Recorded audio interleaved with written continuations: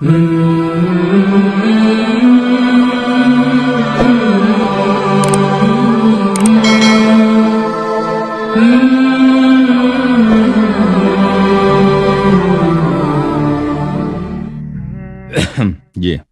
اب تیسرا سوال، جو پچھلا میرا سوال ہے وہ میں ٹائم بھی شارٹ ہے، میں وہ آپ کے قیمتی ٹائم میں سے چند منٹ سے ہوگا۔ تیسرا جو حضرت عثمان کی اگر بات کریں تو جیسا کہ ابھی آپ نے بھی فرمایا ہے کہ حضرت عثمان سے حضور پاک صلی اللہ علیہ وسلم کی بیٹی جو ہے وہ ان کے عقد میں آئی اور رخصتی سے پہلے وفات پا گئی، اس کے بعد حضور پاک صلی اللہ علیہ وسلم کی دوسری بیٹی ان کے عقد میں گئی۔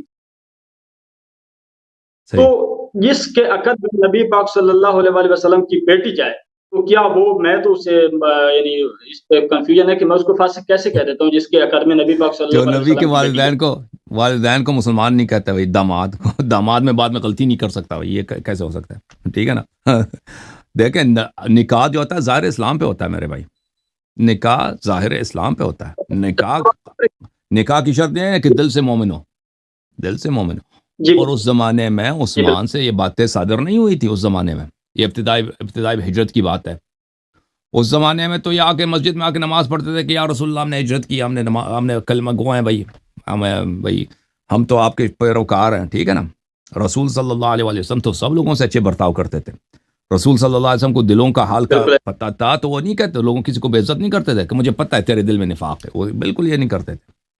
منافق جتنے آتے تھے مسجد میں نماز پڑھتے تھے، رسول صلی اللہ علیہ وسلم کسی کو بھی بے عزت نہیں کرتے تھے، کیا اس کی بے احترامی کرے یا بے عزت کرے کہ بھئی یہ آدمی منافق ہے، بھئی یہ آ کے مسجد میں بڑا نمازیں پڑھتا ہے، یہ تو دل میں منافق ہے، بالکل نہیں کرتے۔ اس کے ساتھ سب کے ساتھ اچھا برتاؤ کرتے تھے۔ مشرک بھی آتے تھے نا، رسول صلی اللہ علیہ وسلم بہت ہی پیارے برتاؤ کرتے تھے۔ سر میدان جنگ میں جو ہے نا، وہ جنگ کی بات اور ہے کہ جنگ، ایک آدمی جنگ کے لیے آیا، اس کے خلاف تلوار اٹھانا وہ تو ضروری ہے، وَإِلَّا باقیہ وقت میں رسول اللہ صلی اللہ علیہ وسلم کافر، یہودی، کرسچن سب کے ساتھ بہترین برتاؤ کرتے تھے۔ اب جہاں تک بیٹی دینے کا رشتے کا تعلق ہے، بیٹی دینے رشتے کا تعلق ہے، یہ کسی حدیث میں نہیں آیا کہ ہمیں پتہ ہو کہ کس کنڈیشن میں، کس حالت میں، کہ وہ کیسے حالات ہے کہ رسول صلی اللہ علیہ وسلم نے رشتہ دیا۔ صرف اتنا ملتا ہے کہ وہاں پہ جنت میں جو گھر تھا، رسول صلی اللہ علیہ وسلم کی بیٹی نے وہ شرط لگایا تھا کہ اگر یہ مجھ سے رشتہ مانگتا ہے تو میں قبول کرتی ہوں، بشرط یہ کہ اس کو جو گھر میں رشتہ جنت ملا ہے وہ مجھے دے دے۔ تو عثمان نے قبول کیا تھا۔ ہاں اسے نہیں، لیکن ہمیں یہ پتہ ہے کہ نکاح جو ہے ظاہر اسلام میں ہوتا ہے، ایمان میں نہیں ہوتا۔ اور کوئی اگر نبی صلی اللہ علیہ وسلم کا داماد بن جائے، وہ بعد میں وہ اسلام سے غداری نہیں کر سکتا، بالکل کر سکتا ہے۔ یہ کوئی گارنٹی نہیں ہے کہ اگر آپ نے نبی صلی اللہ علیہ وسلم کے رشتہ ہو گیا تو بعد میں وہ کوئی غداری نہیں کر سکتا، طلب دنیا نہیں کر سکتا، وہ برا آدمی نہیں بن سکتا۔ جی بالکل کر سکتا ہے۔ جی میں اپنے کلیئرنس کے لیے نا، میں آپ سے کوئی ایک ایویڈنس چاہوں گا حضرت عثمان کے متعلق کہ انہوں نے اسلام میں غداری کی ہو، جو کہ ہماری کتاب میں شامل ہو۔ بہت ہے، بہت زیادہ۔ مثلا میں آپ کو بتاتا ہوں، دیکھیں یہ اس کی کہانی بڑی طویل ہے، میں عثمان کے متعلق اتنا زور نہیں دیتا کیونکہ عثمان کو تو خود آپ کے علماء نے، خود مودودی صاحب نے اس کی جو حالت کی ہے نا، وہ کچھ بتایا اس نے، اکثر نہیں بتایا۔ دیکھیں ایک صحابی ہے، اس کا نام عبداللہ ابن سعد ابن ابی سرح ہے، یہ عثمان کا بھائی ہے، رضاعی بھائی ہے۔ یہ الاستیعاب فی اسماء الاصحاب ہے، یہ 2006 میں چھپی ہے، یہ جلد نمبر 1 ہے، دارالفکر میں چھپی ہے۔ اس میں یہ عبداللہ ابن سعد ابن ابی سرح، یہ بڑا مشہور صحابی ہے اور یہ کاتب وحی بھی تھا، عبداللہ ابن سعد ابن ابی سرح۔ پھر اس کا حالت یہ ہو گئی کہ اس نے غداری کی رسول اللہ صلی اللہ علیہ وسلم سے، یہ مرتد ہو گیا، مکہ ہی چلا گیا، اور اس نے کہہ دیا کہ بھئی رسول صلی اللہ علیہ وسلم کو میں وہی لکھتا تھا، وہ کہتے تھے کہ لکھ دو سمیع علیم، میں کہتا تھا عزیز الرحیم۔ بعد میں پوچھا تھا کہ بھئی عزیز الرحیم میں نے لکھا ہے صحیح؟ کہتا ہے ٹھیک ہے بھئی، تم نے جو لکھا ہے صحیح ہے۔ رسول صلی اللہ علیہ وسلم کہتے تھے کہ تم لکھ دو مثلا اطیعوا، میں وہاں سے لکھتا تھا اسمعوا۔ بعد میں نے پوچھا کہ بھئی میں نے تو یہاں پہ اسمعوا لکھا ہے، وہ کہتا تھا صحیح ٹھیک، جو تم نے لکھا ہے صحیح ہے، لکھتے جاؤ بس۔ وہ کہتا تھا مجھے پتہ چل گیا کہ یہ اپنے سے بناتا ہے، قرآن جو ہے یہ اللہ کی وحی نہیں ہے، یہ شخص جو کہہ رہا ہے میں نبی ہوں، جس کا میں کلمہ گو تھا، یہ اپنے سے بناتا ہے۔ تو اس کے مذمت میں آیات نازل ہو گئے اس شخص کے، یہ جا کے اس نے بڑا نقصان پہنچایا رسول اللہ صلی اللہ علیہ وسلم کو۔ اس کے مذمت میں آیات نازل ہو گئے کہ بھئی یہ قرآن نے اس کو کیا کہا، میں آپ کو بتا دیتا ہوں کہ قرآن نے کہہ دیا کہ یہ آدمی فاسق ہے، ٹھیک ہے، ایک منٹ بھائی، اگر وہ مجھے آیات مل جائیں. جی دیکھ لیجیے. ہاں یہ ہے، یہ انصاب الاشراف میں، یہ تبری وغیرہ نے بھی روایت کیا. ملاحظہ کریں انصاب الاشراف میں، دار المعارف میں، یہ سعد بن صرح میں اللہ تعالیٰ نے آیت اس کی مذمت میں نازل کیا. ومن اظلم ممن افترى على الله كذبا او كذب او قال اوحي الي ولم يوحى اليه ومن قال سانزل مثل ما انزل الله. اللہ تعالیٰ نے اس کی مذمت میں یہ آیت نازل کیا کہ کون ہے اس سے زیادہ تو دنیا میں کوئی ظالم ستمگر ہی نہیں ہے جس نے اللہ اور رسول صلی اللہ علیہ وسلم پہ جھوٹ باندھا، اتنا بڑی تہمت لگائی ہے کہ بھائی پیغمبر پہ وہی نزل نہیں آتا، یہ خود اپنے سے بناتا ہے. اور وہ کہتا تھا ولم یوحی الیہ شیء، پیغمبر پہ کوئی جھوٹ کہہ رہا ہے، نستجیر باللہ. میں نے خود اپنی آنکھوں سے دیکھا، میں نے کچھ لکھتا تھا وہ کچھ بولتے تھے، بعد میں کہتا ہے تم نے صحیح لکھا. ومن قال سانزل مثل ما انزل اللہ، اور وہ کہتا تھا نا مکے جا کے اس نے کہا تھا کہ میں بھی قرآن بنا سکتا ہوں، میں قرآن بناتا تھا، میں خود کاتب وحی تھا. تو یہ شخص تھا، تو اللہ نے بھی اس کو سب سے غدار بولا.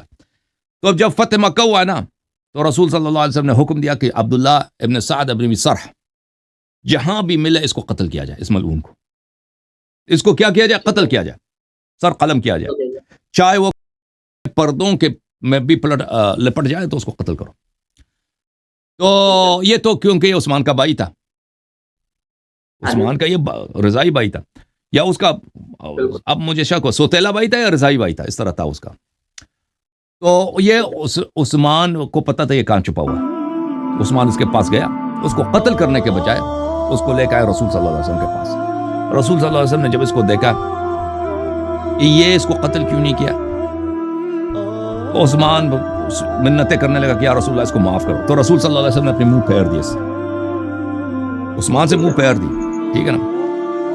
پھر عثمان پھر منتیں کر دوسری شاید طرف آ گیا، پھر رسول صلی اللہ علیہ وسلم نے منہ پھیر دیا.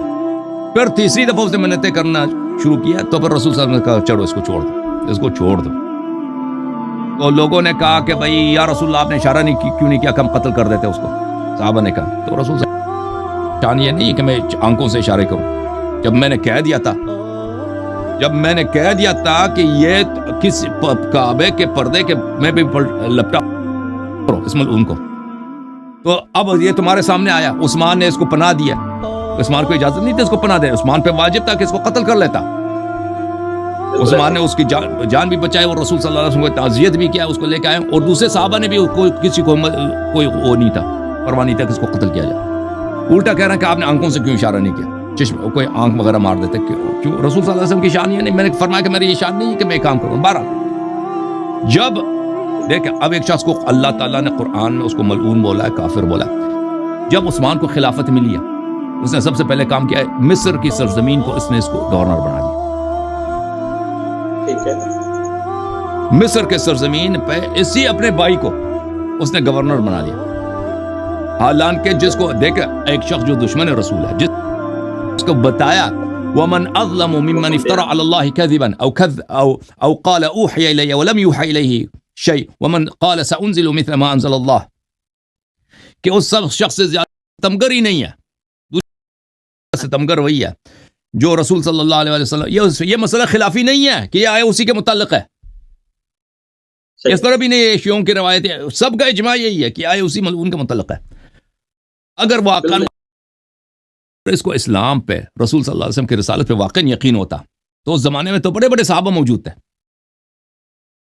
بدری صحابہ عثمان کے زمانے میں ابھی رسول صلی اللہ علیہ وسلم کی وفات ابتدا میں، ٹھیک ہے نا. بدری صحابہ بے لا تعداد موجود ہیں، احدی والے موجود ہیں، مہاجرین موجود ہیں، اتنے زاہد ابوذر جیسے صحابہ موجود ہے.